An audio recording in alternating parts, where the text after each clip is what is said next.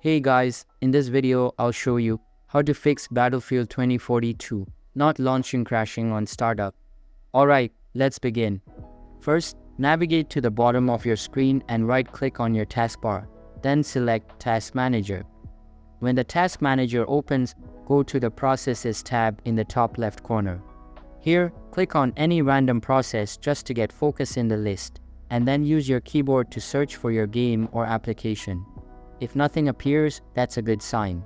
If the game or application does show up, right-click on it and select End Task. Once you've completed this, close the Task Manager. Next, locate the shortcut for your game or application on your desktop or from your Steam library. Right-click on this shortcut and select Properties. In the Properties window, navigate to the Compatibility tab. You'll need to adjust a few settings here. 1. Check the box for Run this program in Compatibility Mode 4 and select Windows 8 inches from the drop-down menu. 2. Check the box to Disable Full Screen Optimizations. 3. Check the box to Run this program as an administrator. After you've adjusted these settings, click Apply and then OK. To finalize these changes, it's a good idea to restart your computer.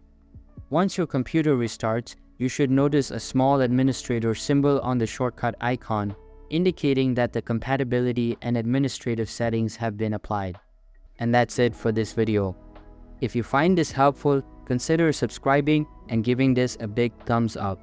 Thanks.